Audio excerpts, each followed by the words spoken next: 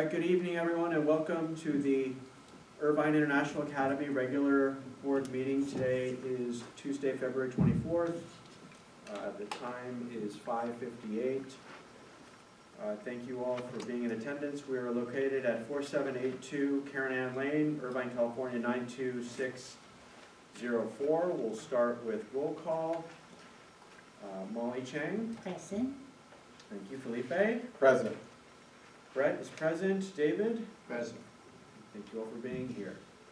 Next, approval of the agenda for the regular meeting of the Irvine International Academy Board of Directors on February 24, 2026. Recommended the Board of Directors approve the agenda for the regular meeting of the Irvine International Academy Board of Directors.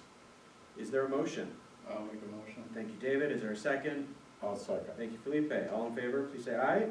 Aye. Any opposed, please say nay. Hearing none, it passes. Okay, moving on to community input on closed session agenda items. Members of the public may comment on items listed on the closed session agenda only. Public comments, including emailed comments, shall be limited to 3 minutes per comment with up to 20 minutes of public comment. Are there any public comments? There are none. Thank you. Moving on to closed session for discussion and possible action. We have public employee evaluation of our executive director, as well as updates regarding the real property negotiations for this site, 4872 Karen Ann Lane, Irvine, California 92604. Estimate anywhere from 45 minutes to an hour.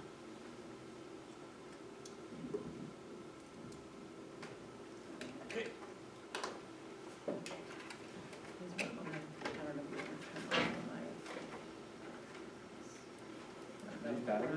Now they're hardwired, so I guess it doesn't matter. You just I just don't want to have to turn it on. Yeah, when it was the battery, we were running out of battery. Good evening, everyone. Thank you for being here. Thank you for your patience while you're waiting for us while we were in closed session. We are reconvening. The time is 7:12 p.m. Okay, in terms of the action taken during closed session, we have had some discussion with Dr. Henry regarding bringing forward the ED renewal process, negotiation for continuation of service for future year. And so what we'll do is normally towards the end of the year, we would go through this process in spring, but we're going to do that a little bit earlier. So we've already gone through the process of requesting a salary study, which will be posted, and then at the future 1 or 2 board meetings, we'll actually have the public discussion regarding the executive director agreement, renewal, compensation, all of that sort. So just wanted to update you all on the progress thus far. Okay, next, very, very importantly, we have the flag salute. We have so many people here. I don't know, is there anyone in the audience who would like to do the Pledge of Allegiance for us? Anyone? Any volunteers? Yeah. Oh, Raymond? Okay. All right, Raymond, please lead us in the Pledge of Allegiance. The flag is here to your right, to our left. Do you want to come up?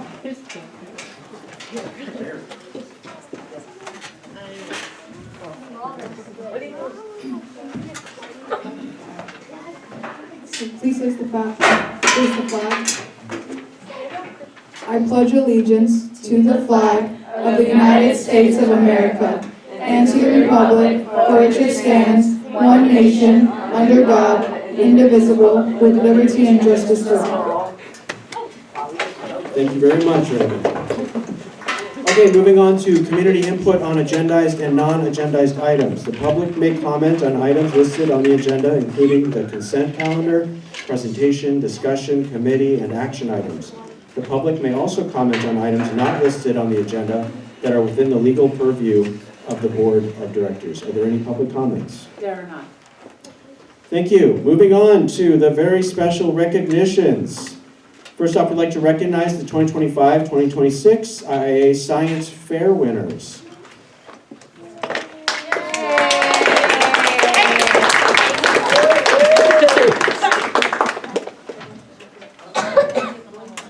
Good evening, board members, administration, and family, and students. It is my honor, first and foremost, I am Mrs. Kaminsky, but it is my honor to recognize our middle school students who excelled in this year's IIA Middle School Science Fair. The science fair represents months of research, experimentation, data analysis, and reflection. Our students developed testable questions, did investigations and analyzed their results, and then presented their findings to a panel of external judges, and Mr. Delgado was on one of our panels as well. Our judges evaluated their projects based on the scientific method and their depth of understanding, and we are especially proud of our students who have earned divisional honors, as well as those who have advanced to the Orange County Science and Engineering Fair. So if you hear your name, please come up. I do have some awards for your groups. You will get more awards tomorrow, I promise. But we will start with our divisional winners for our IIA Science Fair, and then we will do our overall Science Fair winners based on those. So in our Life, Earth, and Behavioral Science panel, if they are here, third place went to Emily Kim, Eris Chang, and Cora Park in 7th grade. Second place went to Raymond Delgado in 8th grade.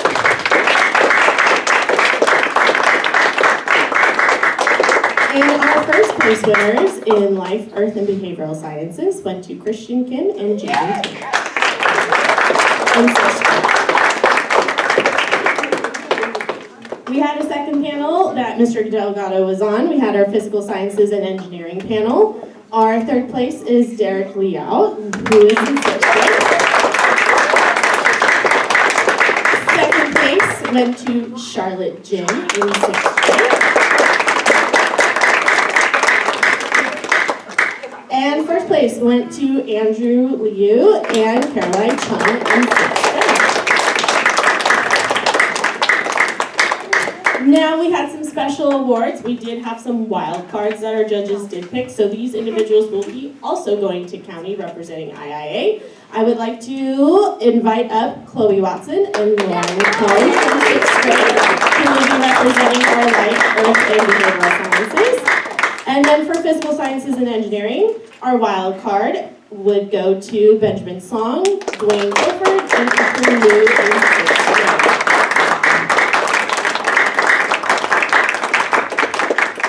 Now, with the students that you see in front, we do have some overall winners. Our third place overall for our IIA Science Fair went to 8th grader Raymond Delgado. Our second place overall was Andrew and Caroline in 6th grade.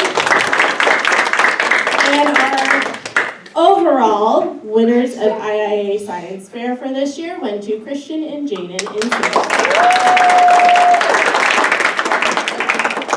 So board members, I would like for you to come up and please take photos with our lovely winners, because they worked really hard and they represent our school, and you are a part of our school. Dr. Henry, you can join parents. This is photo op time, so please take photos, and then you can email them to me so then Mr. Gibbons can put them in the yearbook.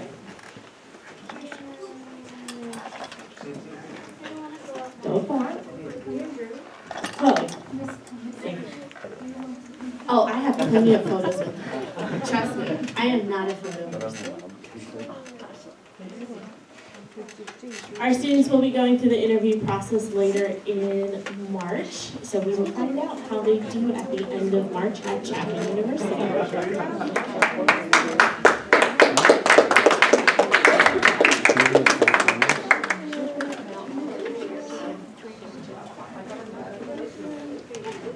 Congratulations again to you all, and also thank you to the parents, as we know they play an important part, so thank you for supporting them.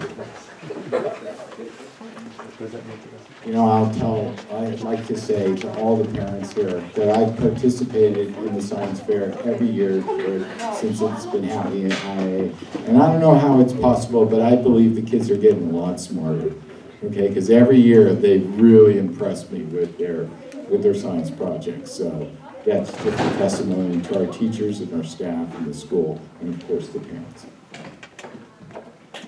Great, thank you, and thank you, Mr. Delgado, for participating and being one of the judges.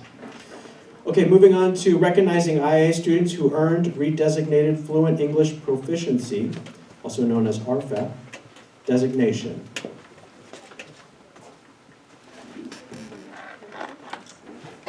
Tonight we are honored to recognize 5 exceptional students who have achieved a major milestone in their academic journey. These students met and exceeded those expectations in English proficiency while also thriving in a dual immersion setting. Their accomplishments is a testament to their perseverance, the unwavering support of their families, the intentional and high-quality instruction provided by their teachers, and the steadfast guidance and clear vision of our school governance and leadership. Tonight we celebrate not only their proficiency in English, but the development as confident, capable, multilingual students. So at this time, I'd like to invite up Angela Brown, our ELD and Assessment Coordinator, and she's going to recognize these students. Thank you. And thank you to our board. I'd like to say a couple of things about our wonderful students. And so, as the English Language Development Coordinator, it's especially meaningful for me to stand here before you and honor these 5 students.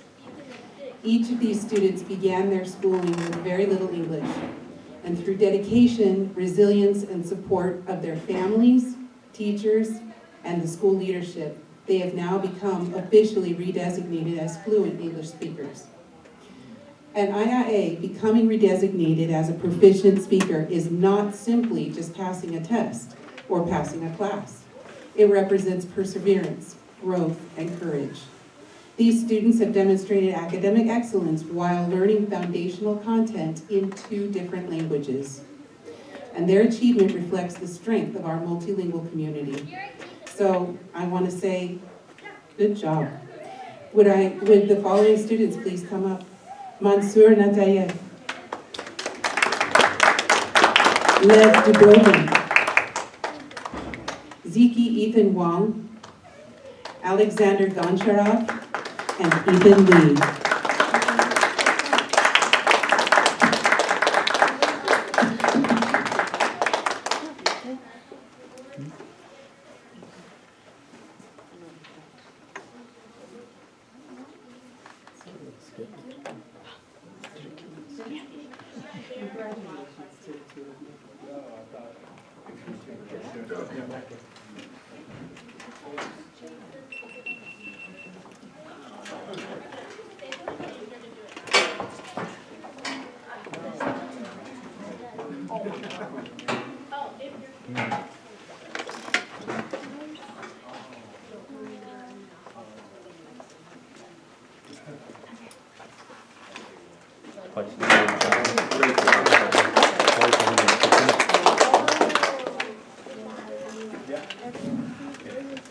Once again, congratulations to the students, as well as thank you to the parents for supporting them. Thank you, Ms. Kaminsky and Ms. Brown as well for your efforts related to science fair, as well as helping these students. Okay, moving on to items for consent. We have got two items: approve the minutes from the regular meeting of the IIA Board of Directors on January 20th, 2026, and approve the personnel report. It's recommended the Board of Directors approve consent items A and B. Is there a motion? I'll motion, so. Thank you, Felipe. Is there a second? Thank you, Molly. All in favor, please say aye. Aye. Any opposed, please say nay. Hearing none, it passes. Okay, next we'll move to items for presentation. First, we've got the school update and school safety plan.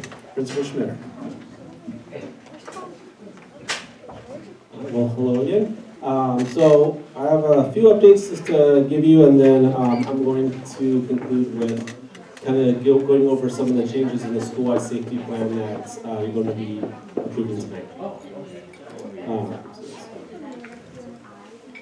So I believe last month we talked about our OCD authorizer visit that was coming up. Well, we had it on January 29th. And I'll say we got very, very positive feedback from the visiting group from the county, which included our authorizer, included 4 people from the county office. And so they did teacher interviews, they did observations, they did administrative interviews. We kind of presented an update on our school data. But again, they were very impressed how responsive we have been to their feedback in the past. And then just our overall academic program, they were very complimentary. So again, it was really, really positive visit, and like I said, if all our visits go this way in the future, I'll be very happy. But it was a very good visit, and Mr. Delgado himself was actually in the end meeting where the county kind of shared just the early updates on that. So they kind of gave us kind of like a preview of what some items, and then the full report's going to come later in May, I believe. And we'll share that with you. But again, it was a very good visit. You know, I would add that since I was there, the response from the staff to the committee, it was fantastic. You guys were just on top of them. I mean, I don't think they could breathe before you guys had a response to them. I mean, it just looked very good. And so I want to thank all the staff that were there. They did a fantastic job. And it really is a team effort too, because we had students leading tours. Actually, a couple of the students who led the tours are here right now. But they led the tours. It was teacher interviews, it was support staff interviews, and so it was a full team effort on that. Our staff did a great job.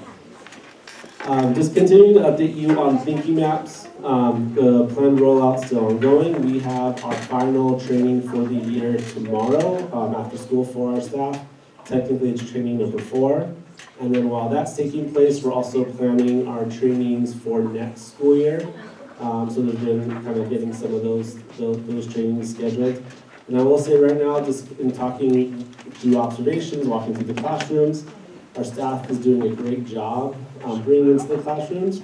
And they have all said that they are actually seeing great results from the students. So they're very happy with it. Our students are doing it. It's really been a big benefit to our classroom. So we're hoping to build off of that as we continue on with the program moving forward. And then also we've had our Chinese New Year celebration. It feels like a long time ago just because there was a break, but it was actually only, two school days ago. But again, it was a very good event.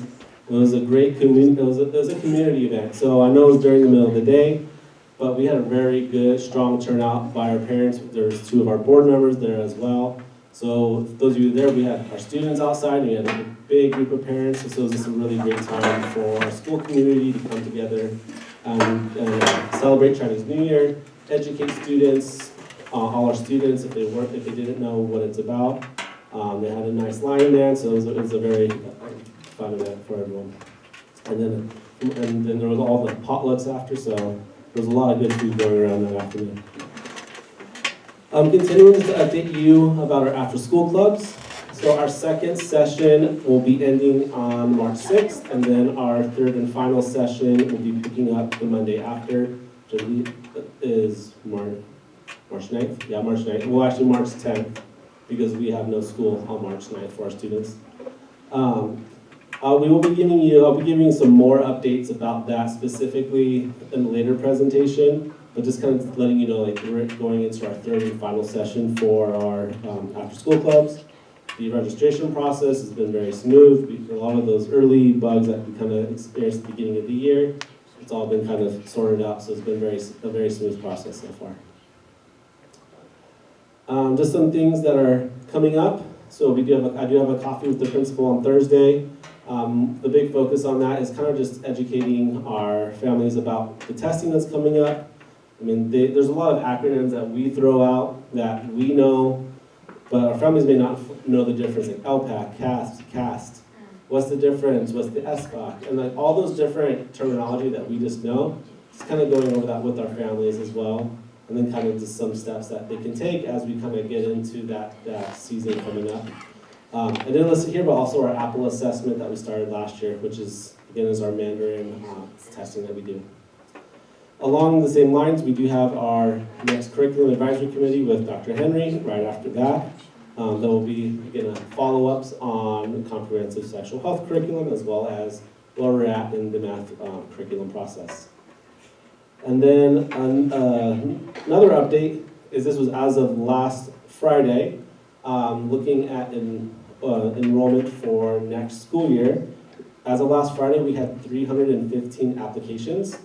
To put that into perspective, we have about 80 TK spots, about 25 kinder, and then a few spots here and there.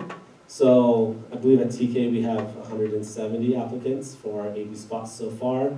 That's not including this week, and I know that we're still getting families coming in every day. I mean, I just got an update today. Was it 6 students, I believe, that are coming now because they want to? Was it 8 students that are coming? So There's a lot of movement coming in, and so in terms of our open enrollment, it's been very successful with our lottery planned on March 11th. Any questions about those updates?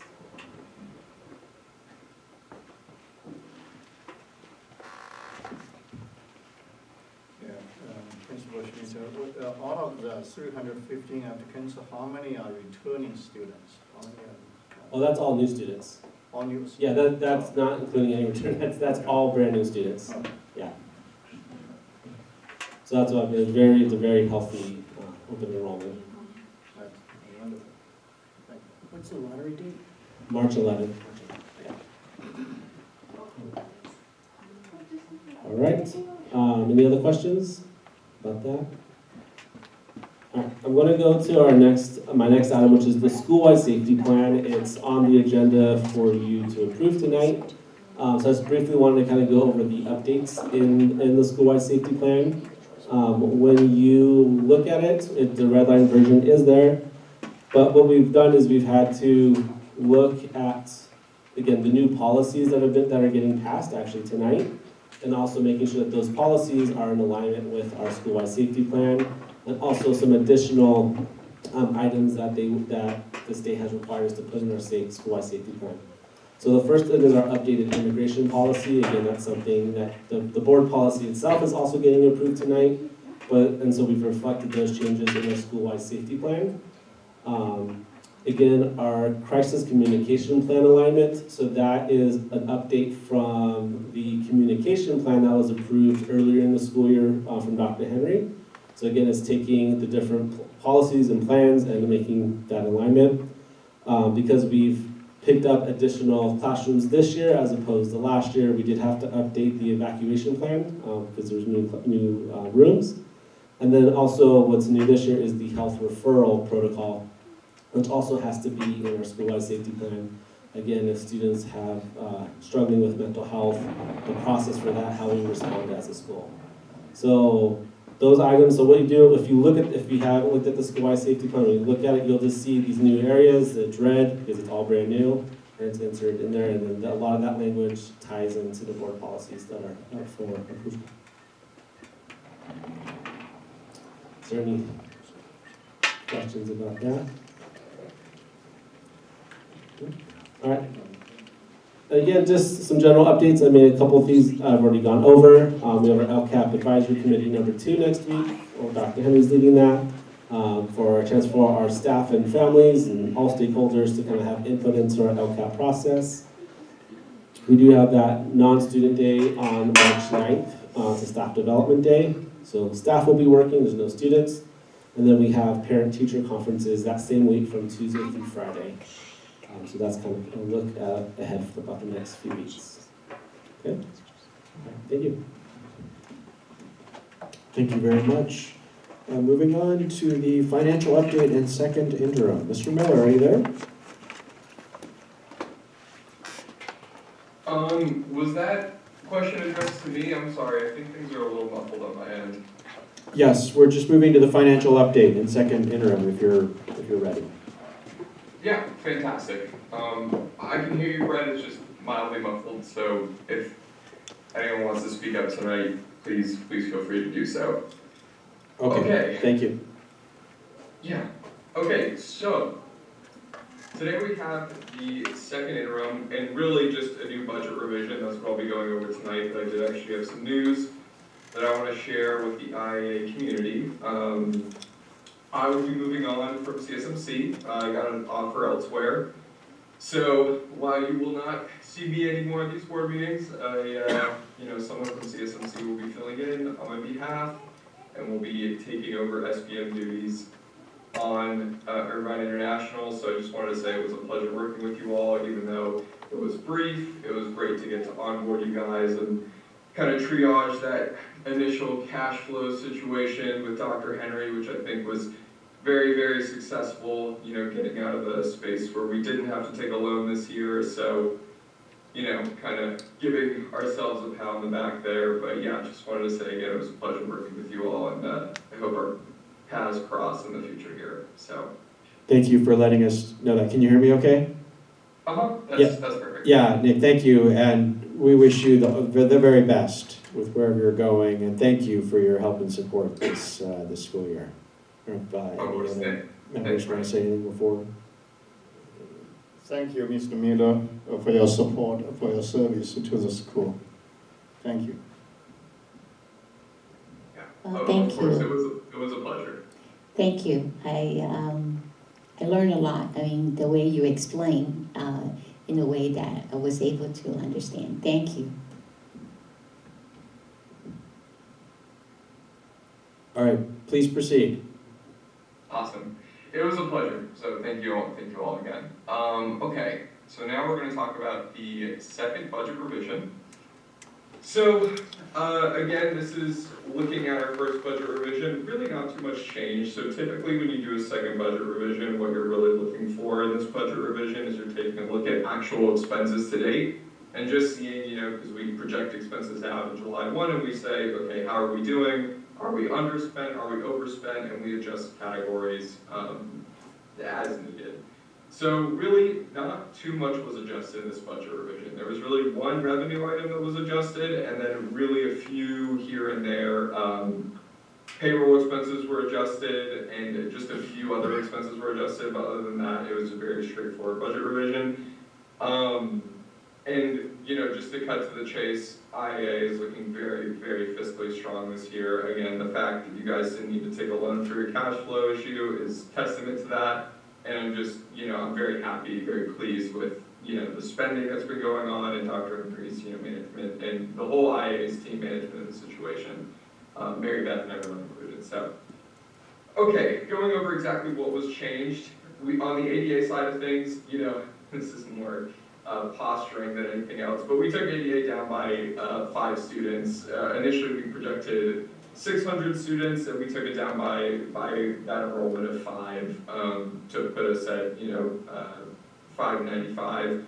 So as a reminder, ADA directly ties to LCFF revenue, your revenue source, which is your largest revenue source that Irvine International gets. So you guys, lost 34,000 here, but the big one that I want to call attention to here is local revenue. So really what I want to say about this is that we initially used and I mentioned this in our first budget revision, we used a very conservative estimate of 14,000. This was Delano's estimate way back, when CSMC started working for IIA. So we went ahead and used this estimate, but you guys have just had great funding this year. So your current actuals are just about at 260, so we just brought them up to current actuals. My guess is by the end of the year, this might be even higher. But at the very least, we brought it up to actuals. So the big change in revenue, very, very minor drop in projected LCFF revenue because of the decline in ADA. And then, that increase in local revenue based on your guys' current actuals. So that's kind of the revenue piece. This slide, pretty much is saying everything I just went over there. Going on to the expenses. There were a few changes. So on the personnel side of things, personnel expenses went up. Now this is due to 2 reasons. One, I think there were some minor salary adjustments compared to September, some step and column expenses that I know Dr. Henry talked about. And then the second thing is that, so part of how we get these personnel expenses are they're sent over by Dr. Henry and her team via a Excel spreadsheet. And on that Excel spreadsheet, there's this category called FTE. Essentially, our spreadsheet multiplies the FTE count times the salary. It's something that, has been fixed in the second interim, but that kind of technical change made up the overage in total personnel expenses. So this isn't to say that Dr. Henry, hired $172,000 worth of certificated salaries. This is really just reflecting a change in that kind of, in the process that wasn't caught in the first revision. So other than that, there were some very minor changes on the salary side of things, but nothing really huge to note. Other than that, and then on the other expenses side of things, we had books and supplies and services.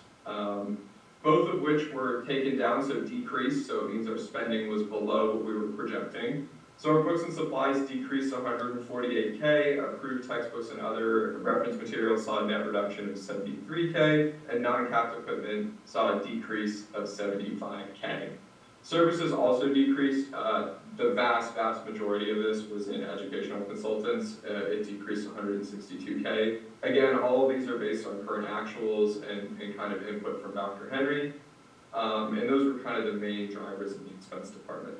So when you add everything up, our current, our revision 1 budget projected us at a $1 million surplus, and currently we are looking at a $1.3 million surplus. So again, very positive outlook for IIA, very good year financially, especially given that there was no kind of cash flow issues that caused a line of credit draw. So feel really positive about the work that was done by the IIA team and CSMC here, and yeah, that's really all I had for the budget revision. Are there any questions regarding the new projection? Thank you, Mr. Miller. Very quick question. The projected surplus, basically, you factor into the timelines as of May or June? For June. So the Okay. fiscal year runs from July 1 to June 30. So this is our Yeah, end of projected June, ending okay. June 30. Gotcha. Okay, thank you very much. No problem. Any other questions? No. Okay. Thank you very much, Mr. Miller. Anything else? Yes, thank you for asking. This was in your budget. It should be in your board packet. It's the IIA second interim alt form. This is really just a very unfun way to look at what I just presented. Essentially, you're just looking at, this is the second interim budget. OCD just wants it broken up line by line. I'll call attention to this line right here is going to be that one, and this is probably way too small. This $1 million surplus, so it's the exact same information, just given in an Excel form. So just so the board knows, this is something that would be board approved tonight, and will then be shared with OCDE. But that's really it for me. Great. Well, thank you. We do have it here. And also thank you again. Congratulations on your new opportunity, and don't be a stranger. So we hope to hear from you again in the future. Yeah, thank you so much, Brett, and thank you to all of the IIA board. I felt very welcome from day one here. Really appreciate it. Congratulations on the niche rating. I saw IIA was, I can't forget if it was 1 or 2. I can't remember if it was 1 or 2, but just a big congratulations to you all as well for that rating. And I think I forget how much it was, the 340 students on the wait list. I think that is a testament to how great of a job IIA is doing. So yeah, just really appreciate my time here. I look forward to hopefully crossing paths in the future, and thank you again. I just wanted to thank you, Nick, for meeting with our team every other week. Sometimes we didn't always agree, but we always had a laugh, and we made sure we were headed in the right direction. So it's been great learning with you, and I think we came on kind of at the same time. So you taught me a lot as well, and I could ask the tough questions. One time you said, Stephanie, that's a really tough question. And I said, well, I wouldn't ask you the easy questions, right? Because I could get those answers myself. So anyway, I appreciate it. Thank you so much. Good luck. Thank you, Dr. Henry. Really a pleasure working with you and your team. All right, very nice. We'll move to the next item, the ELOP update and board policies. Dr. Henry.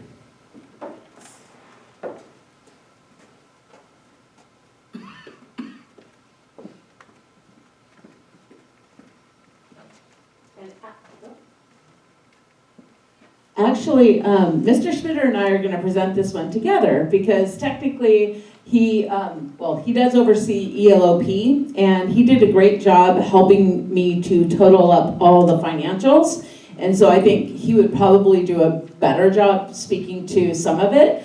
So we're gonna co-present this piece, but I don't know if you remembered that a few meetings ago, we had given you an ELOP update, and the board requested that we come back and continue to give you updates on where we are, especially with the finances. So, Mr. Schmitter, do you want to start with the finance piece? Sure.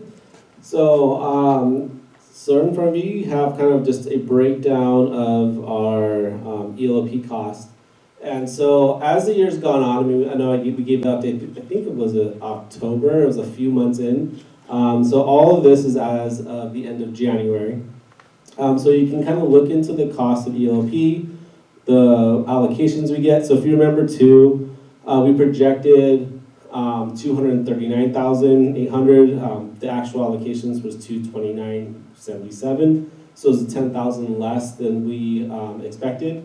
And so that is going to be reflected on here as well. But when you look at the cost too, one thing that I did too is I wanted to highlight some areas. So I put those areas in red because red is all catches everyone's attention. And so what we've seen too with our ELOP is that we have gone a little bit over, and a lot of that cost is due to the extended time that we run it from the 4:30 to 6 o'clock time, because we do have to have at least 2 staff here, and so those, and then we've also had to have some YMCA support for that time.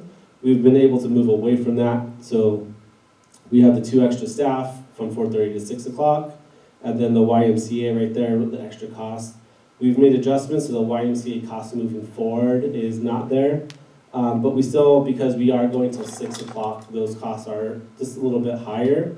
And when we met with the county about a month and a half, 2 months ago, it was their group that specializes in ELOP. We were brainstorming because when you look at ELOP, it says, oh, it's a 9-hour school day, which for us, we actually started at 7:30 with our ELOP, and so then in theory, it should be done at 4:30. But we were also told it was 6 o'clock from everything else. So we got clarification from them, and what the county said is that we don't receive funding for a program that's called ACES, After School Education and Safety. So because we don't get that funding, we can end our ELOP program at 4:30. If we took that funding, we would have to go till 6 o'clock. So so we do have these extra costs for our program, and so we are kind of looking at what do we do about this for next year? What adjustments do we make? Because the hard thing about ELOP is that we're operating this year off last year's numbers, and so because we're not dealing with $7 million in revenue like we do as a school, we're dealing with $229,000. Those differences really are, it's harder because it's such a smaller amount.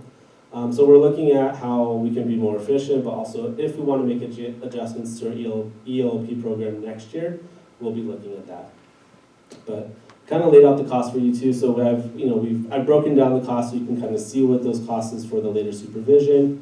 We also do at times have to call in someone to substitute because people do call out sick. So those numbers are all reflected there for you.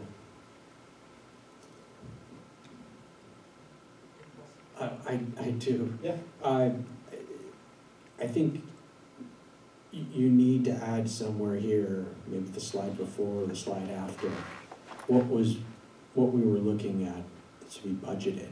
Like when we had discussed the ELOP program, we did not look at it as going to be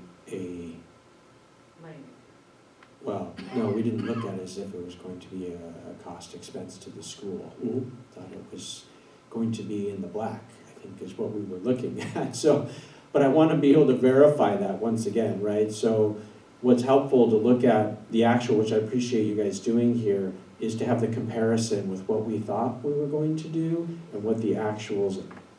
Yeah, so the budgeted on the far right column, that was what we budgeted for it. Where are you? I'm in slide 3, right? Slide 2. Go to slide 2. So this is, so again, because ELOP, so there's different components, which complicates it. So our ELOP budget includes the second half of our summer program, all our after school, and then the first half of our summer. So the summer portion hasn't changed. So the part that I have up here on the screen, which is slide 2, this is our after-school portion. So for our after-school portion, we budgeted $192,000 because that was based off our ELOP allocations because the remaining amount was for our summer. But what was the projected net income?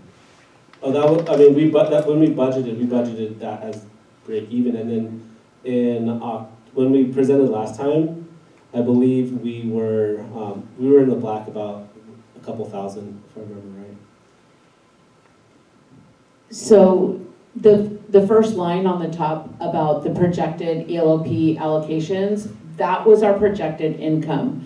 We were expecting to get $239,800 from the state, and we do charge rent to YMCA for the use of the portable, and that would be an additional $7,200. So that was our projected and those were the numbers that were presented to you. A lot of this came out of Dr. Kernan's presentation to you. So the projected, sorry, I just want to Yeah, no. projected revenue was 247,000, Yes, right? And so. but the actual revenue was $10,000 approximately less. That just lined right underneath. So from the start, we didn't get the full amount that we thought we were getting. I'm not sure exactly why. I assume it's because of ADA. Maybe it was maybe in the previous calculations they were calculating it at 97% and we hit 96.7%. It could have been something like that. But for some reason we did, when the actual funding allocations came out, the state sent us and tells me exactly what we're getting and when. It was $10,000 less. So that already is $10,000 less than was originally budgeted. And then when Mr. Schmitter put this together for me, because we've talked it through a few times, we included, and again, this is not including summer, this slide is only ELOP, the after-school program. You'll see on the next one, we add in summer, so you can see the total, because summer program is also built into ELOP. The budgeted numbers on the right-hand column, those were the numbers that were in Dr. Kernan's presentation. She estimated that we would spend this much on different things. We did have to make some changes. I will say almost immediately, I noticed that the YMCA bill was higher than we expected. And I remember telling Mr. Schmitter this is when we did the October presentation, we're going to overspend that $20,000 that was originally projected very quickly. We know that we're underspending when she put a lot in for materials and we haven't used that. So you can see that is some of the adjustment. But because of that YMCA, and there's two reasons. YMCA supports our ELOP program with TK. The TKers that are here half day, they spend the school day. Whether they're the late group, they go to YMCA in the morning. If they're the early group, they go to YMCA in the afternoon for TK because our school is in session and we don't have extra classrooms for that. More kids qualified for TK than was originally thought. So that's one reason for that. And then also, as Mr. Schmitter brought up, that 4:30 to 6 o'clock piece, we had more students, qualified students who took advantage of that than was originally budgeted. Okay, sorry, I just want to track this. The actual expense so far that we're projecting is $206,454. Is that correct? So that's for the rest of the school year. That's like an updated projection for the rest of the year. Yes. Actually, yeah. Okay. That's what's projected based on current trajectory. Is that Yes. right? 206,000. But we are planning on taking in 236,277. Is that right? Yes, but so the ELOP is after school and also summer. So that's why this is just an update on our after school. If you go to the next slide, next slide, we'll break it down all together. So I see you're saying budgeted difference. You're just showing the difference between what we had budgeted and what we're projecting. Correct, for after school. But what is the net? Yeah. So if you go to the next slide, It puts it all together, and again, when you look at the previous slide where we were, it was a negative 13,000 something, and then you talk about the 11,000 less revenue that we took in than we budgeted for. At the bottom, you look at there, and that's the balance. So that's the net when you combine everything together. Summer, after school, and also the second part of summer. So you have you say bottom line ELOP allocation and YMCA rent, and then you say total revenue, $236 and $77. Yeah. Up above is $236 and $277. Is that just a typo? Yes.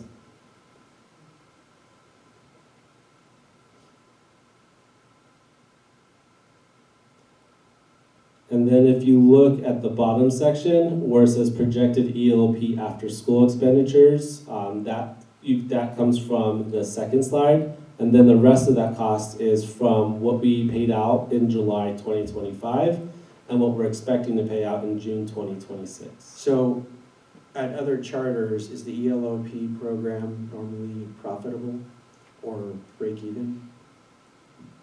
Yes, ELOP is not created to make a profit, so I don't see us ever really making a profit. It is we get the funding to give this program. I also know that there is, I'm going to call it an encroachment on the general fund, pretty much universally, because we're being asked to provide a lot of services and the budget isn't really lining up. The amount that we're getting isn't lining up to the need, and the state knows that. I don't know of anyone that's making a profit off of this, but my understanding, and you could probably speak to it better, Mr. Schmitter, being here last year, is that the cost over the allocation for us last year was a few times more than 26,000. So we've actually brought it way down. So that would be interesting to know here, Yeah. right? Because we're just looking at a data point. So I appreciate that you have what was budgeted and what's or what we're projecting, but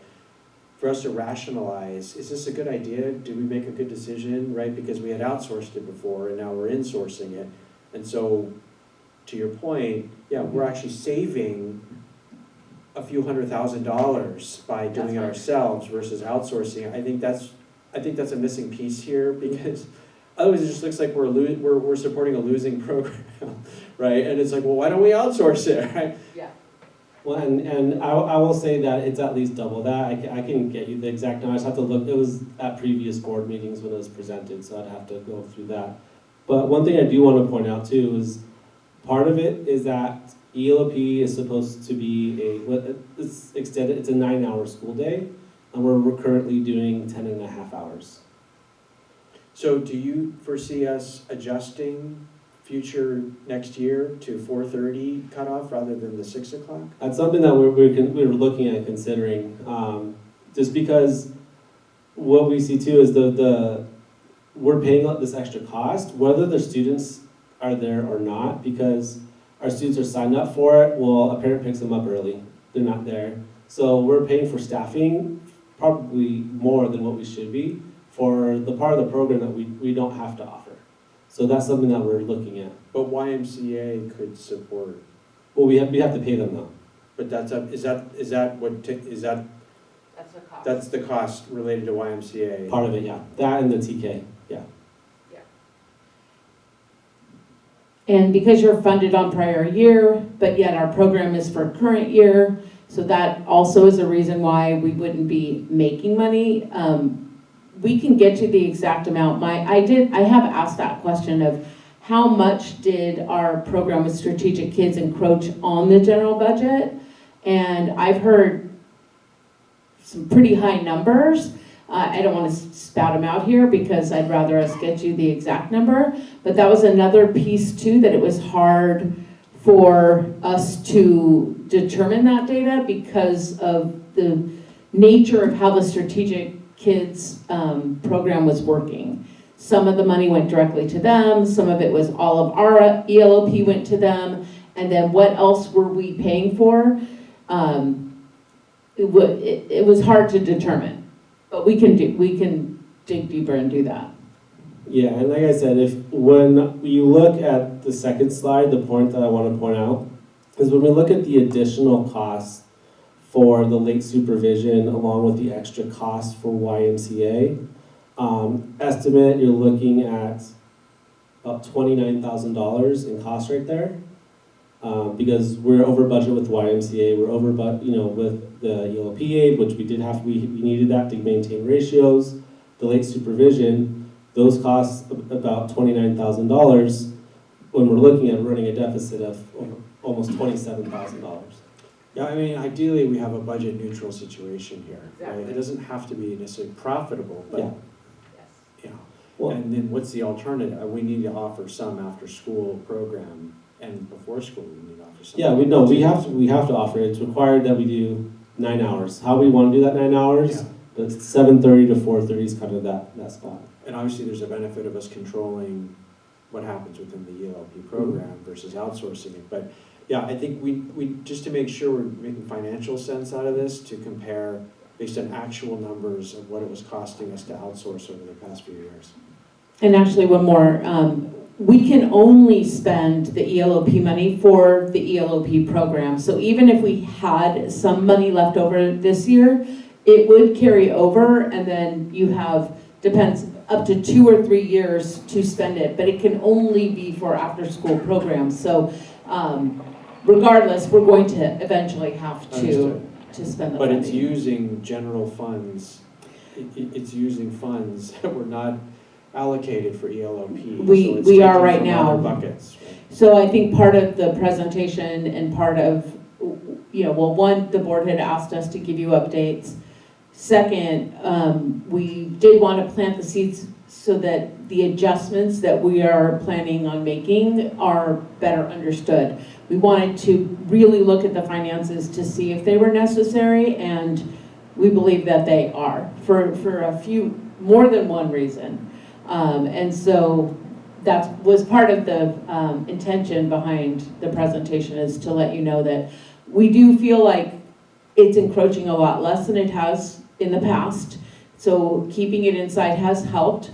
We've had to make adjustments, and we're continuing based on that extra YMCA that we realized right away that keeping the kids until 6:30 or 6 o'clock, we have to pay YMCA.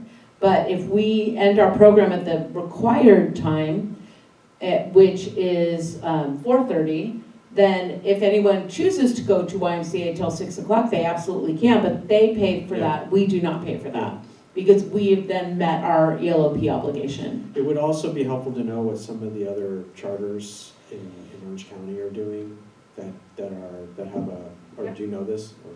Yeah, I mean, most charters are not very open about how they do it. Some of them will use an outside vendor like Catalyst Kids or even YMCA. Some will do it in-house, or some will do kind of mix how we're doing it. So it really varies by school. Like, there really is no consistency with it. And when we met with the county, that was actually part of the discussion was, I think the number one piece that was really important to us is our program compliant. And when they did the visit, and we actually, if you look on our website under school policies and school plans, we put Orange County's report on our ELOP program on there to be transparent and also to show that we're meeting the deadlines. But I'm pretty sure we even asked if they would be able to get us a comparison of what, at least it was part of the discussion of what others were doing. I think it's difficult, this is more of a comment for you, but for the board in general, I think it's difficult to make a comparison without the previous numbers, last year's numbers. How much was it encroaching? Because if you just look at this, of course it looks, it's a loss. But if it's a third of the loss that we had last year, we're saving tons of money, right? So I think it's certainly, our wish would be that it would be closer, but it could be already. So I think we should ask them to come up with those numbers. That's what we need. Yeah, and it's our first year doing this, so I mean, Absolutely. on the other hand, I'm saying, congratulations, right? It's just not that. Yeah, but the other hand, show me the money. Yeah, it's financially sustainable for the school. Yeah. So what I can do is I can guarantee you that this is actually significantly less than last year. I can get you those numbers, and then in my update next month, I can include those numbers in my next one. Absolutely, I think so that's what see the that. board is requesting, right? But I would also indicate that because we had issues before, now we're more in control, and We to are. me, that's a big factor. And I will say from my end, in terms of discipline happens, but it's gotten significantly easier because I'm directly involved. I'm not working with a third party that I don't control. Absolutely. But I have to deal with it as principal. So it was kind of like a gray area where like I need some situations that I will need to get involved, but I don't have control over. Here I do have control over that. I think that's a big factor, because it's a continuation of the discipline that happens at the school, that you are 100% correct. It continues on too. We're also more in control of the compliance issue to make sure that we're meeting the requirements, because there was some question if that was happening last year.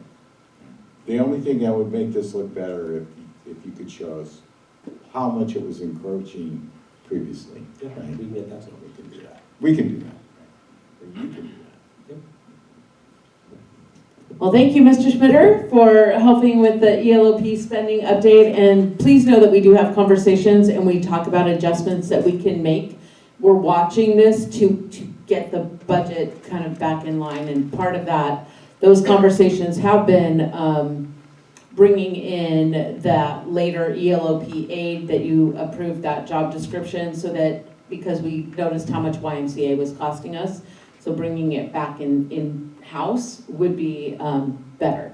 And then, again, we have other suggested updates we want to do for next year. And we'll share those with the board. And just one, just a suggestion on the tweak here. This is our projected net income, and this is the budgeted net income, and this is the projected based on how we're trending, and have that comparison. So we can just clearly see, this is what we thought we were gonna do, and then this is what we're now projecting. And then at the end of the year, we'll say this is what the actual was. Yeah, so I can tell you what the budgeted was net zero. So that's what was in the budget, was this is how much we have, this is how much we budgeted. So any variation from zero, that is the difference. Okay. Are you good if I have two more updates? Yeah. Based on the board policies that we are bringing forward tonight. Just to note that these are both required board policies. We have had legal vetting model board policies that we followed, and they've been on your board updates several times. So the first board policy is board policy 1445. It is required. It is new. So we did not get the recommendations from CSBA, the California School Board Association, until early January. But it is required to be submitted to CBE via a special portal that they've created for this by March 1st. So I will have to submit this. We did have a board policy. It was under students, so it was 5145.13, and it was called immigration. And that was our previous board policy. However, CSBA, which gave all kinds of legal advice, model programs, red line versions, a lot of great resources, recommended that we dissolve that board policy because it is only focused on students, and it was under the students category of board policies, where the new board policy is called under the community relations number, which is why it's a 1445 and not the 51s are all student related. And that adds response for families and staff. So it was recommended, and there are required pieces, which is why we did that. But back with the one that you would be dissolving, just so you know, you approved it in 2022. And again, it was more limited in scope because it was focused on students only. So we're going to ask that the board approve the dissolution of that board policy this evening, and then approve board policy 1445, community relations, which is response to immigration enforcement. We at IIA, all of our board policies are a merge of not just the board policy, but the administrative regulations. We put them together. Some districts have them separate, which is okay. That could be a future task that we do over a summer. But just to let you know, because we do that, I took all the legal advice for the board policy from CSBA and the administrative regulations and merged them together. So when you look at the board policy, you'll see it'll say like the policy of how we do it and then what our staff is expected to do. So it really walks through and gives instruction to our staff. It merges those two together. Again, it addresses our students, our staff's rights for the response of immigration enforcement, as well as community and our community members. And then even there's a section on what, how to respond if a student's family member comes across immigration enforcement. So how we will respond to that in our community. Here are just the basics. This new board policy outlines the anti-discrimination so that it states and it aligns with our harassment policy that students, we shall not discriminate based on someone's immigration status, how we handle student records, how we respond to requests for information, communication that is required and reporting that is required if there are any asks, as well as the response to the detention of a family member for any of our kids. So it includes all of those things, and again, very much follows the legal requirements set forth by CSBA. They really did a good job of doing that. I just took both and merged them together, so it's longer because it has both the AR and the board policy in it. And then there's one more board policy, which is also required, and this is a student one, and it's 5142.6. This is a brand new policy. We did not have anything like this that is required.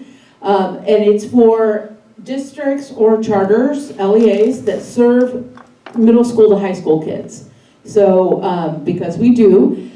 And it's based on Senate Bill 153. So Senate Bill 153 requires board policy 5142.6 be approved. CDE, California Department of Education, actually provided a whole outline and model policy. We took that policy word for word.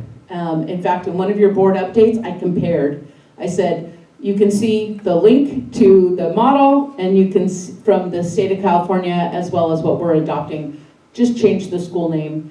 What this board policy does is it gives staff direction and us all policy on how we will address middle school high need groups, referral protocols for students that are in those groups, so how we will give mental health referrals. I'll say that at the end. And then also our middle school staff, any of our employees that work with middle school students, we now are required to provide training on behavioral health each year. When I was writing and merging and researching these board policies, in my opinion, I think the purpose of this one is to provide schools with tools and a supportive avenue to support students with behavioral health issues. So they even talk about if a student is experiencing the death of a loved one and they're having behaviors, that instead of just going to the behavior suspending, we need to offer support. So this board policy that is now required for any schools dealing with 7 through 12, I believe the intention behind it is so that schools find different ways to address student behaviors than just punitive, that we find supportive ways and we train our staff to do that too. So I feel like this one is got a great intention when it comes to our kids, different ways we can serve them. So those are the two board policies that you will see this evening, and again, the dissolution of our previous board policy on immigration. Do you have any questions for me?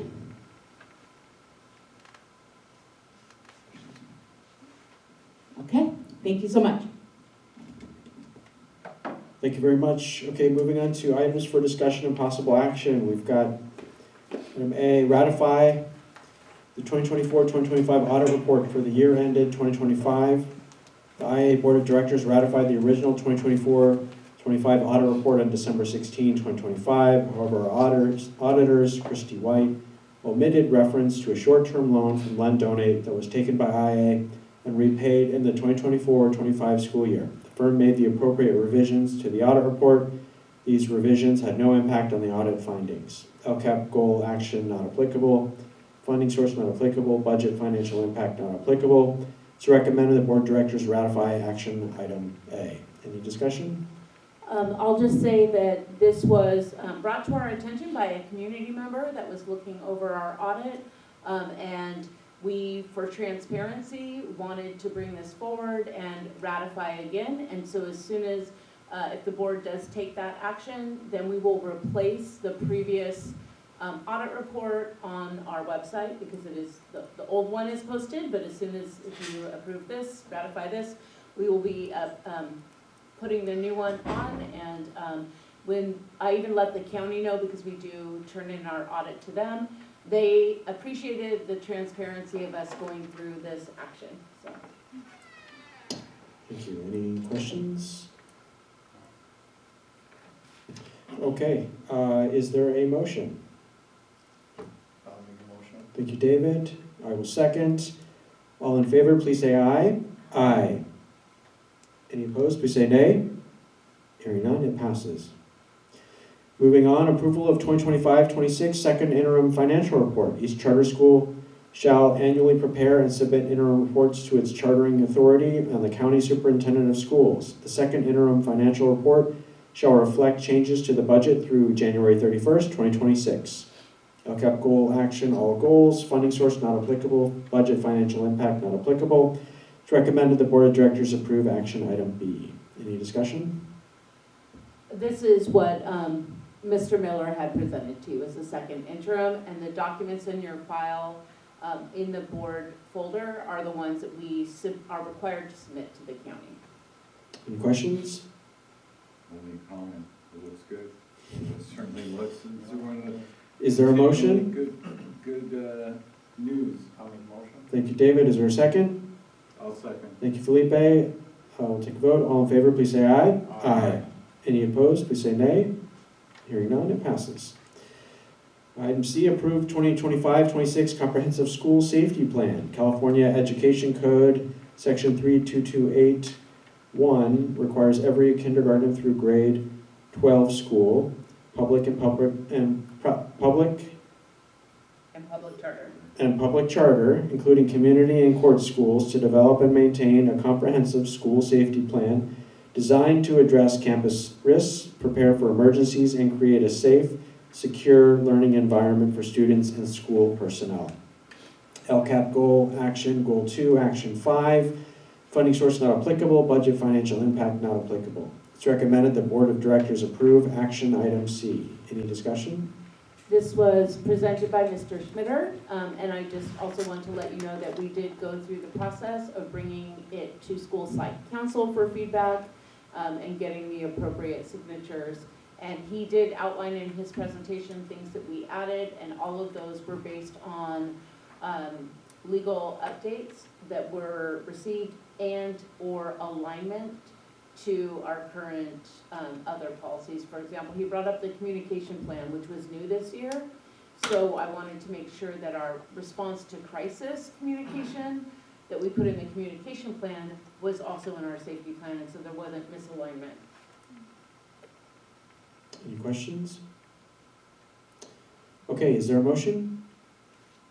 I'll accomplishment. Thank you, Molly. Is there a second? I'll second. Thank you, Felipe. Take a vote. All in favor, please say aye. Aye. Any opposed, please say nay. Hearing none, it passes. Item D, approve the dissolution of Board Policy 5145.13, Immigration. Board approval is requested to dissolve Board Policy 5145.13, Immigration. This policy, originally approved in 2022, is being retired to align with the adoption of Board Policy 1445, Response to Immigration Enforcement. This recommendation was made by the California School Board Association to broaden the scope of the policy to include not only students, but their families and staff. LCAP Goal Action, Goal 2, Action 5, funding source not applicable, budget financial impact not applicable. It's recommended the Board of Directors approve action item D. Any comments? No, this was just presented a few minutes ago. Any questions? Okay, is there a motion? I'll make a motion. Thank you, David. Is there a second? Thank you, Molly. Take a vote. All in favor, please say aye. Aye. Any opposed, please say nay. Hearing none, it passes. Item E, approve Board Policy 1445, Response to Immigration Enforcement. School districts and charter schools are required to revise their immigration policies to align with Education Code Section 234.7, EC 234.7, as well as the Attorney General's revised model policies language and upload them to a California Department of Education portal by March 1st, 2026. The purpose of these new and revised policies are to strengthen protections for students, their families, and staff. LCAP Goal Action, Goal 2, Action 5, funding source not applicable, budget financial impact not applicable. It's recommended the Board of Directors approve action item E. Any discussion? I would like to just add that the training piece is going to be very important, since this includes also the administrative regulations of how our staff legally is to handle any request for information or other pieces. We are very aware that now communicating with our staff and making sure that they understand the board policy will be very important moving forward. I think you took the words right out of my mouth, right? Because I reviewed both policies, 5145 and 1445, and there's a big difference between the two if you haven't taken a chance to look at it in detail. And one of the biggest differences is there's more requirements for the staff, right, and their actions, and they need to understand specifically what's in this. So that training that you're talking about, when does that happen? How does that happen? I want to know a little bit more about that. So even building up to this, bringing this forward, there have been other pieces that have had to happen, including publications that have come out, knowing that schools were going to go through this. So there is the board policy, which is built on the CSBA guidelines, but also there's a parents' right to know has been updated. A lot of documents have been updated, and so we have them posted as we were legally required to. And as that posted, I met in cabinet with Mary Beth, and I said, here are the different groups we need to train. So we've identified groups,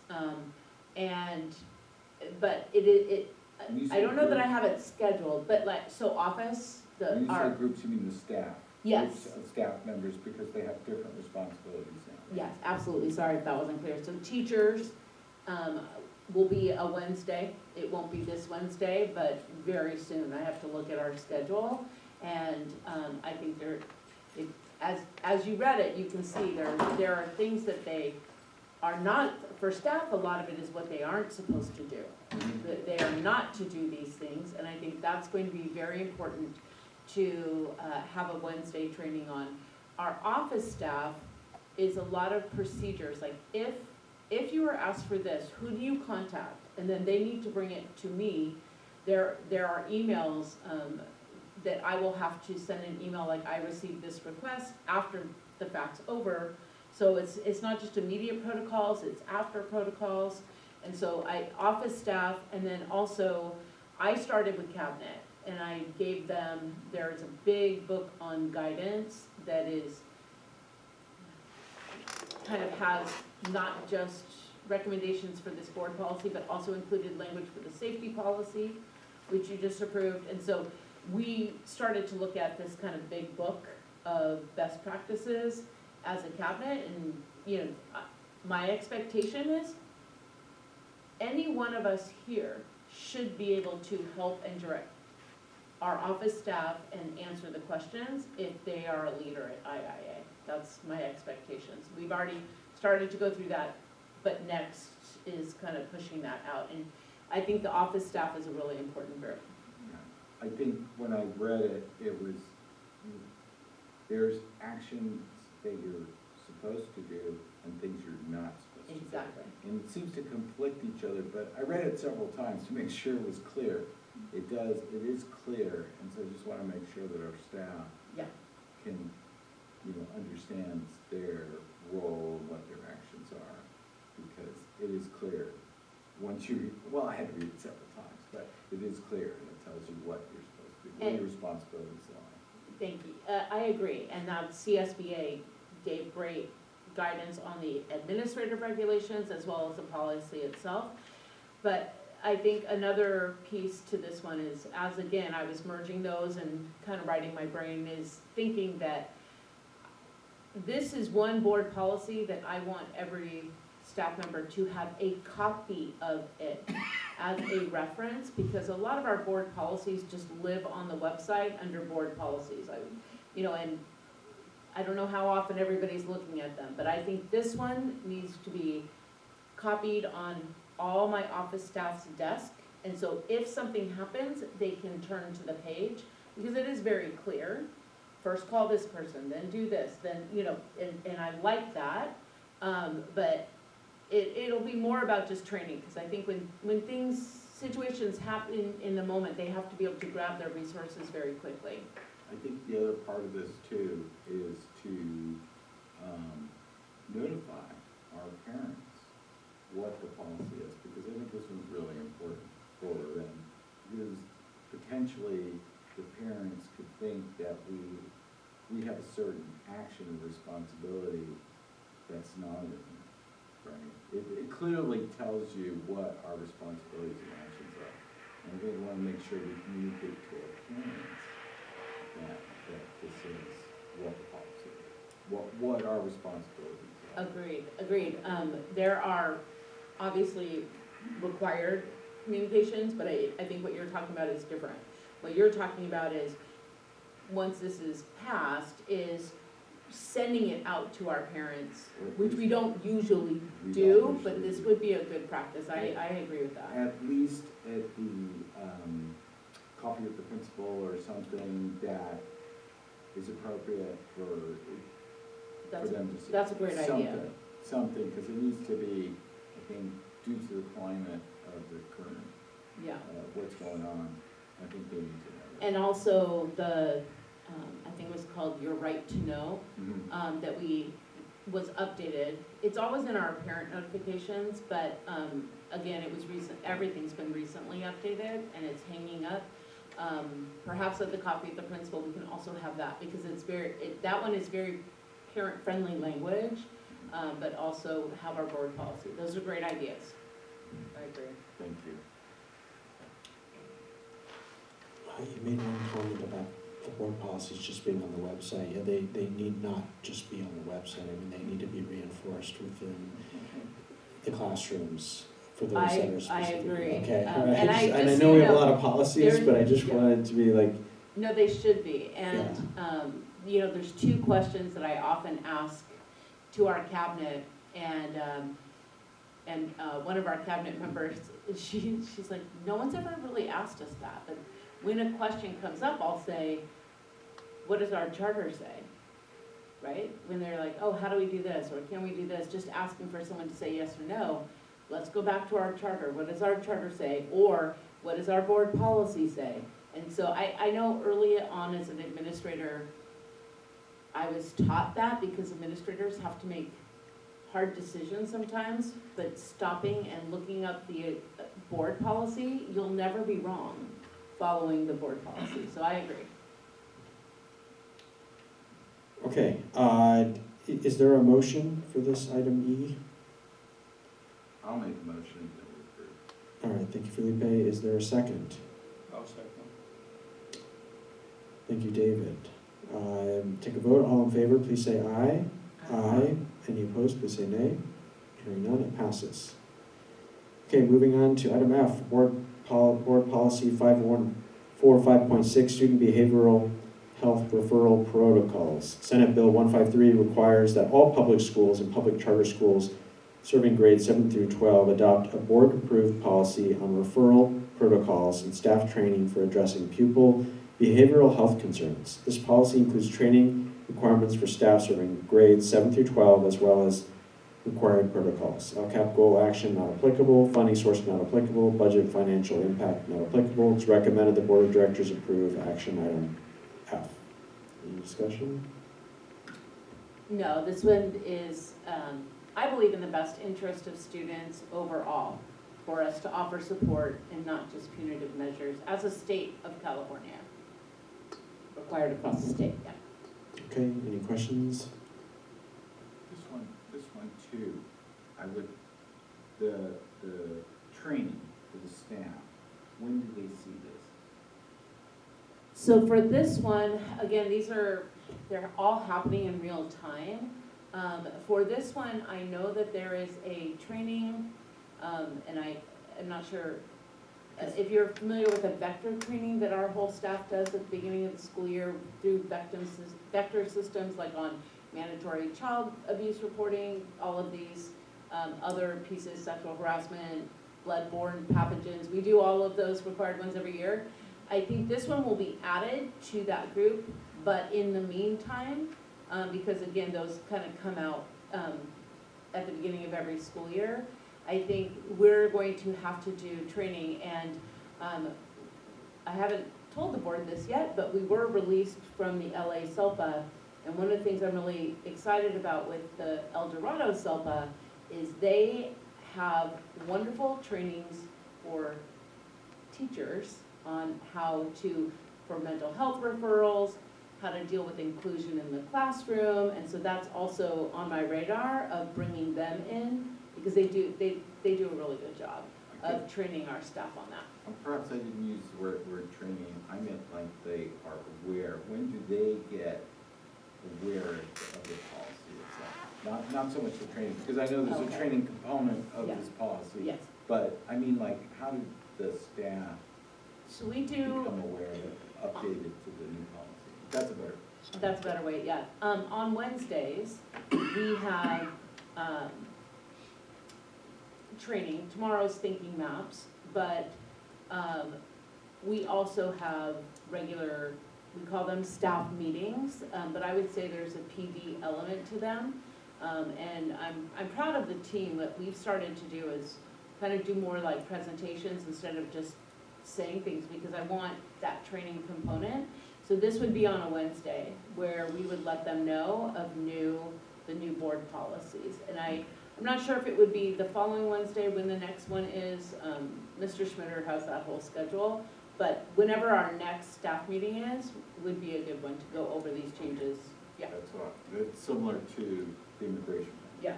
Because that one's a bigger, there's a lot of changes in that one. Yeah. So I think they need to have more time for that one and this one. And I will say, we did already at our last staff meeting, I just remembered, we did meet with the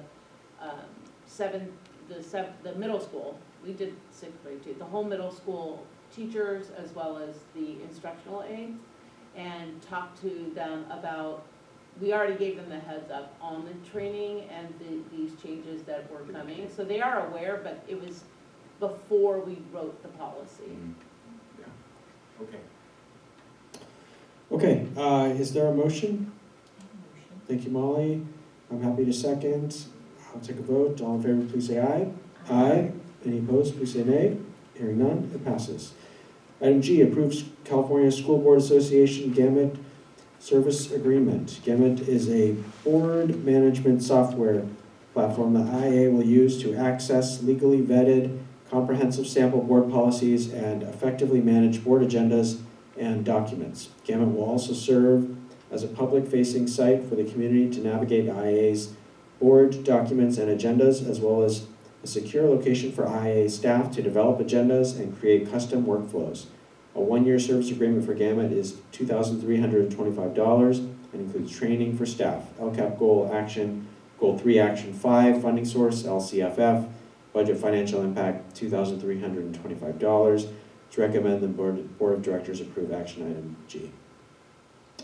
This is a platform that is widely used by charters and districts. It really does help to streamline the way that just board agendas are communicated. If there's an ease, Irvine Unified uses it. Most places do use this, and it has a place where the attachments are. It's very easy to read, although, I mean, I think our board agenda, the platform, the template that we use works for our families as well. It'll now be attached to our website, and then there'll be a drop down of all the dates, and it'll also store all the information there. It's very streamlined, but that's the public facing side, which is great, but there's also this whole kind of behind the scenes side, which is how we as a team will write the board agendas and attach our documents. There'll be a workflow. It will be not just sitting on a document, and then we can also control when access opens. We won't have to do the physical posting as we do, because the access will be kind of built in. We'll just release the access at that time instead of doing all of these other steps. And then the other component to this platform that we wanted to use was their board policy platform. And that will help us also moving forward to have access to all CSBA guidelines for all board policies. And so they really are the standard. We did not have access, obviously we don't have this program yet. I was able to get it from another district, get the CSBA, but it reminded me how helpful it will be for us to have access to, and we will also get updates. I think it's each month, if not every other month, of any new legislation. It's just a really good kind of reminder, keeping us compliant. I have a question. How different this platform, software platform, from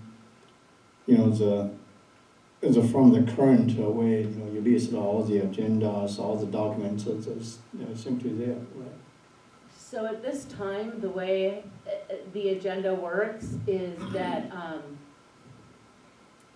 I have access to a full Google folder, and basically as the items come in, let's say the personnel report by HR and the other items that I create or other people, I collect from other people, I store them in a Google folder, and then when they're ready, I give access on the Google folder onto the website, and then we also do a PDF of the agenda and we put it up. So there's a lot of steps that we take. And then also, believe it or not, one of the most challenging pieces is after the board meeting, I take all the PDFs of everything, and especially because the financial stuff is Excel file, and then I have to physically merge them into a PDF merger to get one big board packet to turn into the county each month. Gamut will do that all for us, and it's a relatively low cost for the whole year to have all of these compliance pieces. And so basically, once everything's in, I would just print I would push board packet, it would all come up. It'll make it easier for you to access materials as well. So Gamut will submit the documents to the county, to the school, district automatically, or knows which It'll be a one lot to send? easier, yeah, because I do, the county, because they're our authorizer, they have another platform called Report Well, and every month I submit, depending on what they're asking for, an average of 5 different items, but one of them is the audio for all of our board meetings, as well as the big board packets. So the the annual fee, $2,325, that's, that's recurring. Once you start using it, right, that's a recurring cost. Each year, so the contract would start now for the entire year until next month, and then we would sign it if this is something we wanted to continue. I was expecting it to be a higher cost, but I think it's. Is the meeting still recording? Yeah, the meeting's recorded from here. That was just for the Zoom meeting with Nick. Oh, that was the Zoom. That was the Zoom meeting with Nick. It's Okay. still recording here. Okay, Thank you. sorry. Is that, is the 2,325 all in? Or, Yes. because you're mentioning a lot of different services that they offer, but That's This all of them. includes They all of had that. 2 other services that we opted out of. One was a communications component that I don't know any districts or charters that use that. It was something I'd never heard of before. And then there's a different level of policy, which I don't think we're there yet. It's called Board Policy Plus. And what that would mean is instead of us housing our board policies on the website, they would just click the link onto Gamut and Gamut would house them. But the problem would be that all of our board policies by title and number would have to match the official Gamut ones. And we do have, although I think Dr. Kunan did a great job updating so many of our board policies, we do have some older ones there. And I felt that at this time, that probably wasn't a priority of ours. We just want to be compliant, and then if we want to, because you would be approving 5 to 10 board policies a month if we got that board policy plus. So I said, we'll wait on that. We'll get just the lower level where I get all the legal pieces. So it's board policy and it's called Gamut meetings. So the meeting organizer and then the legal references. So in terms of documents, so will this platform go back, to rectify or organize retroactively or? No, it's not retroactively. What we would do is, the Google folders as we have them would stand and we would say, for board meetings, from this date to this date, and then it would say, if we get this and we start in March, it would say, starting March 2026, click here, and it would just be a different place. I think it's important that if this is a tool, this is a tool that I think they can facilitate the board policies and the organizing it. I think it's needed, let's do it. Yeah, this is something, it is a low cost, it is within my approval limits, but I wanted to put it on here because I wanted it on public record as well as I wanted the board to be aware, because it'll change the way we work a little bit. In fact, I think it'll make it a lot better. I think so too. I think if it facilitates that, it's worth the money. okay, is there a motion? I'll make a motion. Thank you, Felipe. Is there a second? Thank you, Molly. We'll take a vote. All in favor, please say aye. Aye. Any opposed, please say nay. Hearing none, it passes. All right, thank you. We covered a lot there. Moving on to the Executive Director's Report. I'm going to use this one because it's a little hard to lean into that one.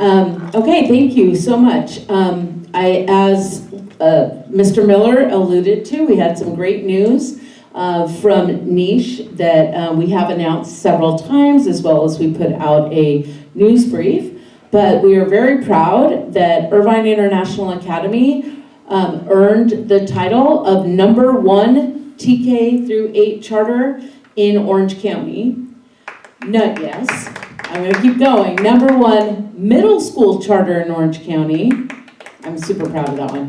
We were #2 elementary school in Orange County. We're going to get all 3, the trifecta next year. But also with that, just on a bigger level, for TK through 8, we were #6 in the state of California. So #1 in Orange County, but #6 in California, and #68 in America, which was amazing to me. I can't even say that without wow. So I'm very proud of us and all of these awards. We actually added an awards and accolades page to our website because now we've got the California Distinguished School, we've got OC Parenting Best Bilingual School, and then now we have all of these accolades. So Mr. Mason, our IT person, helped me put that page together, so we're so excited. I do want to also talk about our visit from OCDE. I won't talk much. It went very well, but I do want to thank Molly for also being present and part of the governance committee meeting. And then Felipe did come in later for the report out. So we had two, which was wonderful. Our Lunar New Year celebration was amazing. It was my first one. It was so exciting. I want to thank PTO for their support for the event, especially in the lion dance piece. I know, Felipe, I think you knew some of the people and you guys helped organize that, and it was so exciting. So they went up and down the hallways, and the kids waited at the door, and then I didn't think it could get much better than that. And then when we went outside, the students were bringing chairs out for the assembly, and so it was a little chaotic, but as soon as they sat down, the show kind of went to this whole other level. The kids loved it. It was wonderful. And then we actually had our middle school students involved too. So a lot of fun, a lot of great traditions, and I'm enjoying learning about them.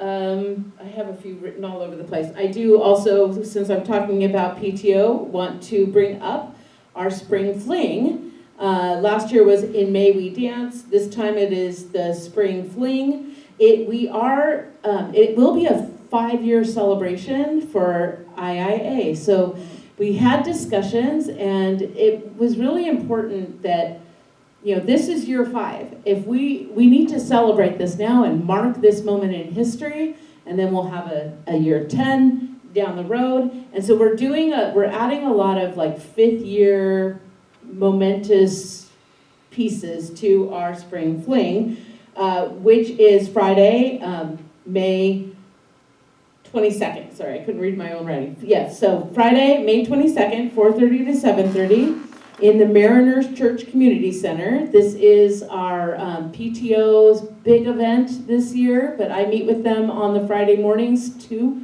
for planning. And this year we're going to have a Hollywood theme, which I think kind of is a throwback to our old galas that I've heard so much about. So it'll be kind of a mix of the dance party and the galas. Super excited about that. We've had a lot of great parent advisory meetings. So I recently had, I think it was the 3rd Executive Director Advisory Committee meeting, and we're able to go deeper on a lot of topics.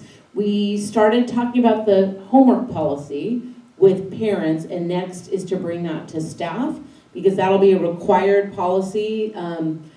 Actually, they pushed it out a year, but I'm still hoping we can do it this summer, because I think our parents, I've heard from our community that it's really important to them. So we're starting to gather input on that. And then also our curriculum meetings have been great and really helped us to have deep conversations about our comprehensive sexual health curriculum, our math curriculum, and then also our science curriculum. So for this next meeting, which is Thursday, we will be finalizing the conversation on the comprehensive sexual health. I've had meetings one-on-one with parents. We've gone page by page through the 3 different samples. I will see what happens Thursday, but I do believe that we're pretty much all on the same page, and then we'll bring that to the board, and then we'll make the purchase. So that's how that's going. So my hope is that this Thursday, we will kind of wrap up that discussion, and then I will give updates on where we are with math and science, and then the March meeting will be pretty much all math, because I know that's a new concern of our families as well. And so even though I keep giving updates so they're aware where we are in the process, but that's our curriculum meetings that have gone well. I did check, we actually have 335 applicants, so very exciting on our wait list. And then we're gearing up for our PD day on the 9th, and I'm very excited. We are making it a conference style, so there will be choice, there'll be different breakout sessions for our staff, and so looking forward to that. We have a little bit more planning to do, but we're very excited, and that's my report.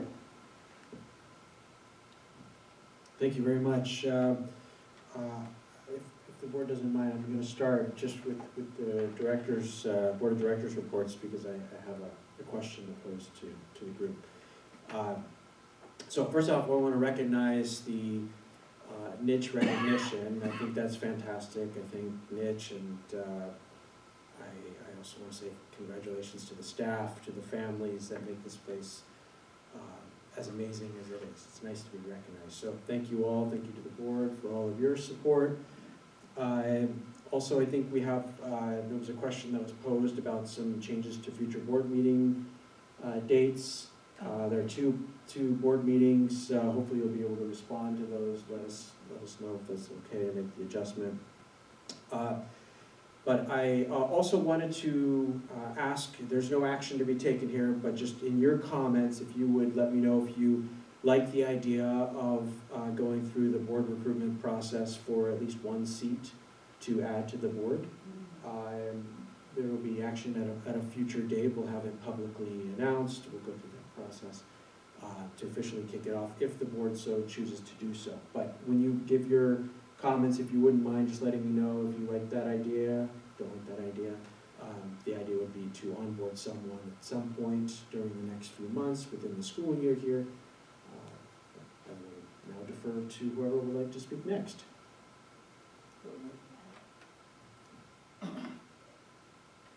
It's amazing.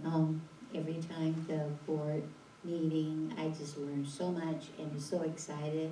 And I always wonder where did you get time to do all the things that you've done? It's amazing. We have a great team. So thank you so much. That's another thing I noticed, that you're not doing it alone, and you always have a team, and I'm just so proud of them.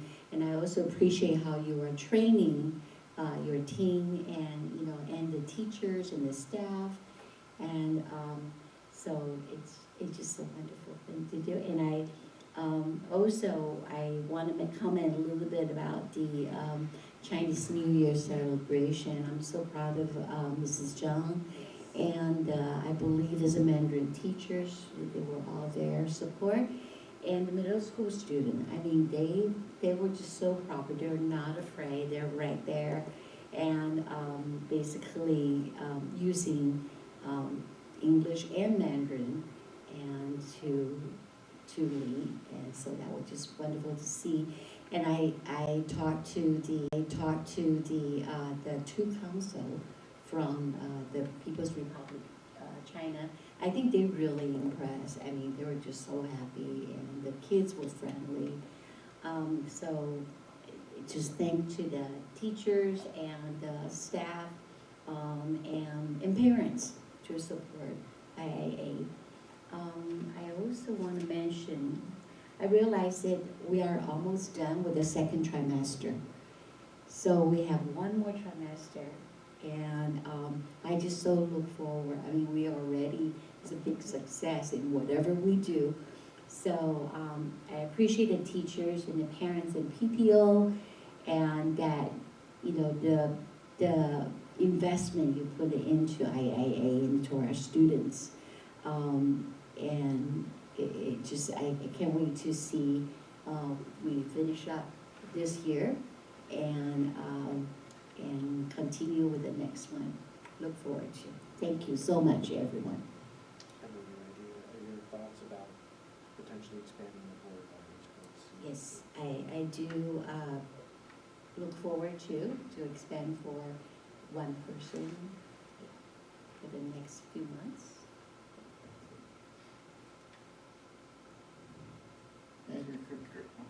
Yeah, well, first of all, every time I'm sitting here, there's always some, positive news, positive development, that makes me very happy. And, feel very gratifying to see all the, the ranking number 1, number 2, number 6. I'm trying to catch it, yeah. And because even today, when I was picking up my kids from their schools, the principal stopped me and asked, how is that school going? Are you still involved in the school? I said, yes. Our school going. I said, doing great, yeah. I mean, truly, yeah. So that's something, if I had all these numbers, I would have told him, just to brag about it. I can text you the number. Yeah, so next time when I see him, because every time he wants to stop, to chat with me, so I'll have something to talk about it.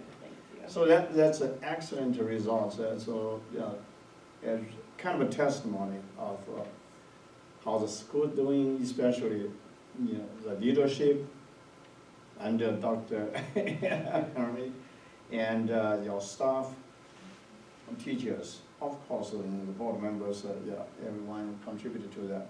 Yes, that's why when I saw that, just feel very good. Yeah. And also, when I saw the enrollment, 315 enrollment, I was like, okay, I hope that's not the total number, okay? And sure enough, that's just for the new incoming students. That's another strong statement of indicating the recognition, increasing recognition of this school has earned. Okay. It just demonstrates, we have done something right as a group, all right? The whole school and the administration team and board as well. That's another thing. Yeah, I think it's a surprise. I think it's going to be like 200 or something. I always think probably 200 or something waiting families, but I didn't expect we will still have 315. I wonder how we're going to accommodate that kind of demand. Yeah. And in terms of the 5th year celebration, I will try to make it because I'm used to the Chinese New Year celebration. I hope next time someone will send me a message or email, I'll try to make it. Yeah, because I will feel great to be there, just be there. So the 5th year celebration, so it's going to be on Friday, May 22nd, from 4 to how many hours? 4 to 7:30. 7:30. So so Mariners Church, community center, right? Yes, 4:30 to 7. Okay, great. And thank you very much for your leadership and your effort. Thank you. Yeah, coming back to the board member, yes, I strongly support the idea of expanding the board to recruit at least one member, right away, if you can do that. I just want to start with that I also support that we recruit at least one board member, and maybe an honorable mention. Can we throw somebody? Maybe two, honorable mention. But, absolutely, I think we need to be looking at that and start as soon as we can. I want to make sure that we thank the assistant principal, Tiffany, for her efforts for the Chinese New Year effort, because that was a big deal. And of course, the unsung hero who rarely gets mentioned is Mario, because he plays a big part in the coordination and everything that goes on and those kinds of events. And it's an extra effort for him when those events happen at the school. And of course, Mason too. There you go. I know you did your part. You were out there helping with the audio and equipment and stuff like that. So everybody plays a part.